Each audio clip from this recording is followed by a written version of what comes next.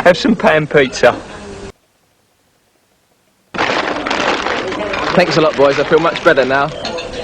Yep, that's the guy who's responsible for leading your country to World Cup glory. Because all great success stories started with somebody's head in a paper bag. Sure, I'd say Alf Ramsey sat around the early 60s plotting England's World Cup win with his head shoved in a box of shreddies. Sure, that's probably Pep Guardiola. Look, my point is, are you confident with the England squad Gareth Southgate has picked? Like, for me, I couldn't care less. He could have called up Kieran Gibbs, Lewis Graben, that fat lad who ate a pie that one time. It does not make a difference to my life. But lads, let me know what you think. And take a look at this squad of 23 players that didn't make the cut for good old Gaz. Should any of these lads have made it, let me know. Oh, and I'm not including any players who are either injured or have internationally retired. Joe Hart.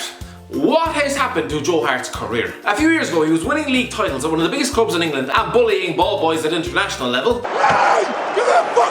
Since Guardiola has arrived, he was chucked off to 3-0 on loan. The 3-0 president said, "We didn't expect so many mistakes from an England international." Which is a bit like saying we didn't expect so many spelling mistakes from someone with severe dyslexia. Like, did he watch Euro 2016? Half the England team played as though they'd been diagnosed with chronic diarrhea. I mean, that was Spurs' excuse back in 2006. Instead of just admitting they didn't get Champions League because their back four was filled with the defensive piss stains, that was Stephen Kelly, Anthony Gardner and Lee Young-pyo. That is twice I've slagged off that man this week. He is almost a new Paul McShane on this channel. Anyway, this season Hart was back in England on loan at West Ham. Waste of time. Complete waste of time. Now he's probably going to spend this summer hoping that David Moyes gets hit by a bus. But in fairness, he needs to take a look at himself in the mirror. I mean, 5 years ago, Nick Pope was delivering milk at 4 AM. Tom Heaton. Anyway, speaking of Burnley goalkeepers, Tom Heaton's career is hanging in the balance. A year ago, this man was an England regular and Burnley's starting goalkeeper. And you'd probably think, right, they're replacing him with some guy who looks fresh out of university. They're getting relegated for sure. Only morons thought that. It was me. Angus Gunn. You might say that Man City are nothing but a blood-sucking mosquito or a spoiled 15-year-old who's just stolen their daddy's credit card. But no, they've actually got a really good conveyor belt of talent coming through, which basically means we're all f***ed. Angus Gunn is another, spent the season on loan at Norwich, never been capped, but been in and around the squads recently. Watch out for this 22-year-old, he's going to be a good player. I mean, he could just be released in 2 years, hit the Haagen-Dazs like there's diamonds at the bottom, and spend the next 15 years looking like John Ruddy. Nathaniel Clyne. Nathaniel Clyne is a good player, but he's been wrecked by injuries, and it's all about Trent Alexander-Arnold now, who hopefully will not turn into the next John Flanagan. Just don't start using your girlfriend as a punching bag and you should be okay. Chris Smalling. Right. Southgate has raised concerns in the past over Chris Smalling's passing ability. Lads, he is a professional footballer. If he's not able to pass the ball at 28 years of age, you'd think he would have been found out by now. I've said in the past I don't think Smalling should have made the squad, but now that I think about it, he's good enough for Sir Alex Ferguson, Louis van Gaal, Jose Mourinho, just the 5 Champions Leagues between them, but yet seemingly not good enough for Gareth Southgate, a man whose managerial CV consists of getting Middlesbrough relegated and coaching a bunch of kids for 3 years. Lads, you are placing your World Cup hopes in the hands of a man who once paid £12 million for Afonso Alves, predicted stardom for David Wheater, and let Adam Johnson near a stadium full of kids. Clearly his judgment should be questioned. JAMAAL Lascelles. How on earth is JAMAAL Lascelles not in that squad? He has had an unbelievably good end to the season. Then again, he could just be this generation's Ben Gibson, David Wheater, and Stephen Taylor, i.e. half-decent northeast defender who after a couple of seasons we'll never hear from ever again. James Tarkowski. James Tarkowski, 2 years ago he was playing for Brentford, now he's actually unlucky not to make a World Cup squad. I wouldn't have taken him purely because this season isn't a reflection of the man's abilities, like he is overperforming massively. It's sort of like not taking Wes Morgan to Euro 2016. Of course it helps that he flushed his England career down the toilet 5 years ago when giving up and declaring for Jamaica. That was effectively just giving up on everything. That is the footballing equivalent of being 45 years old, stuck in a dead-end job and marrying your cousin out of pity. Did they not do that in England? Michael Keane. Michael Keane, do not underestimate just how lucky you are to feature on this list. Seriously, last summer Manchester United wanted him back for some crazy reason. If Jose Mourinho forked out £30 million for those performances, he'd probably have strangled him at the back of the bus before Christmas. Ryan Bertrand. Look, he nearly got relegated this season, alright? I can see why Southgate left him at home. Aaron Cresswell. Look, Aaron Cresswell hasn't had the best of seasons, but I do think he is a decent left back. Leon Bailey. But Irish guy, are you an idiot? Leon Bailey is clearly a Jamaican. There's not a hope in hell of him playing for England. The 20-year-old is currently repping it up at Bayer Leverkusen, and Christ, I actually really rate him a lot for trolling the media the day the squad was announced. About an hour before the squad was released, with journalists up and down the country glued to their laptops like a 14-year-old who's just discovered porn, he puts up this seemingly innocuous Instagram post, Humble Lion. Rumor overdrive! 5. Leon Bailey is in the England squad. Southgate has picked a World Cup wildcard. Southgate is actually an England manager with a bit of creative imagination.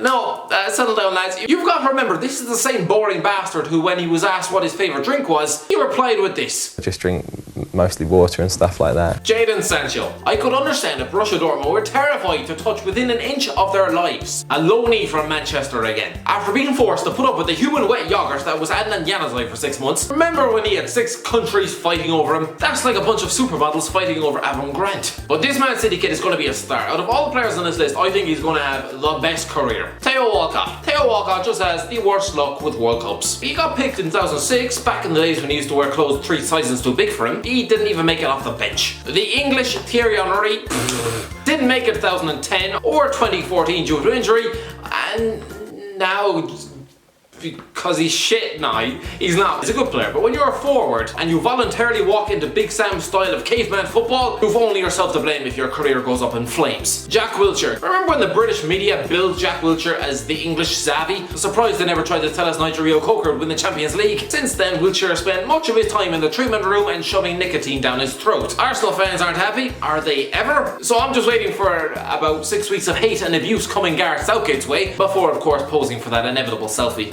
Jonjo Shelvey. There's talk that Jonjo Shelvey hasn't been brought because of his attitude. Because of his attitude! I'm sorry, he's not the one who spends his nights on the piss stealing taxis. And also, yes, he might have started the season trying to stamp out the golden boy of English football, but he hasn't actually picked up a booking in 2018, so there is that. Jake Livermore. I really didn't want to include Jake Livermore, purely because I don't think you should really reward relegation and taxi stealing with an England call-up, but I guess that's exactly why he's not on the plane. Just realised all this talk about people being on planes, this sounds like I'm a scriptwriter for Lost, which means I should probably be smashed off my on bath salts and pulling ideas from my arse. Honestly, that was such a weird show. But like I'll always maintain, the biggest mystery after 6 seasons of being on a desert island, why the fat guy didn't lose any weight. Danny Drinkwater. The move to Chelsea probably made sense in his head. Didn't make sense in mine or anyone else's. Ross Barkley. Ross Barkley needs to get his act together, or that man is going to end up as a washed Lee Hendry playing for Charlton Athletic in 3 years, which sounds about as much fun as repeatedly smashing her head in a car door. Ryan Sessegnon. For the last 6 months I have heard nothing but England should take Ryan Sessegnon for the experience. What's the harm? Just bring him along. Yeah, taking Theo Walcott to World Cup before his balls had even dropped in his career the world of good, didn't it? Sessegnon turns 18 tomorrow. Happy birthday. And is concentrating on a championship playoff final. When I was turning 18, my biggest concern was trying to drink 3 Sambuca shots without getting sick all over my own face. Adam Lallana. I think it's obvious why Adam Lallana didn't make the squad. He didn't recover from injury in time. Shame, because the season before last, he was terrific. Now I wouldn't be surprised if he's looking for a new club in the summer.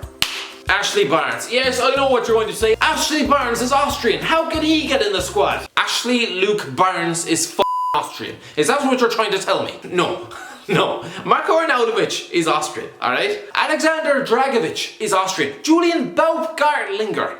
That man is Austrian. Ashley Barnes is a name that sounds about as British as bangers and mash. If he's going to identify as Austrian, I might as well identify as a toaster. Look, he scored 10 goals for Burnley this season, which is decent. If England's striking options were somehow struck down by the bubonic plague, or if Southgate was going through some existential midlife crisis, then yeah, Barnes would be a decent pick.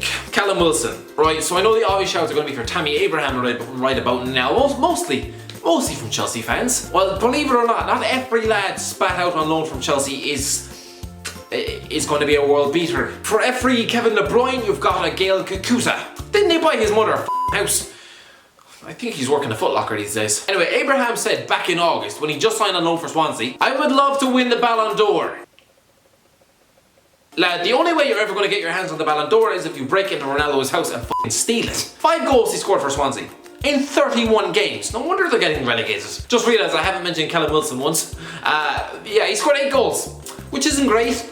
It's better than 5. Charlie Austin. If Charlie Austin didn't have hamstrings made of Weetabix, he'd probably be going to the World Cup this year. As it stands, he is 28 years old and is probably going to die without a cap to his name. The last time he even made a squad, he was joined in it by Stuart Downing, Ricky Lambert, and God help us all, Saido Berahino. But he's a good player. Austin, not Berahino, Jesus Christ. His goals to game ratio is very good. Like, he's only played 46 league games for Southampton. He scored 14 goals. You might say he's been a waste of money, blah blah blah, he's become best friends with the physio, blah blah blah blah, all that. Right, listen to this. Danny Welbeck, by contrast, has played 77 league games for Arsenal and has scored 1 goal more. 1 goal more. He's played 31 more games. 1 goal more. And yet he's on the plane. No, it gets worse than that, lads. It gets worse for you. In your entire squad, Danny Welbeck is England's record goal scorer. Best of luck, lads. Anyway, that's the end of the video. Cheers for watching, lads. It was just a quick one, just to have a look at who hasn't made the squad, really. Anyway, I'm going to be smashing out World Cup videos every single day during the World Cup, so this is the place to be for your World Cup coverage. Anyway, let me know in the comment section below, should any of these players have made it into the actual squad? Let me know, give me your feedback. Now, if you enjoyed it, give it a like, give it a share, and a subscribe, and hit that bell button. And as always, I'll talk to you in a while.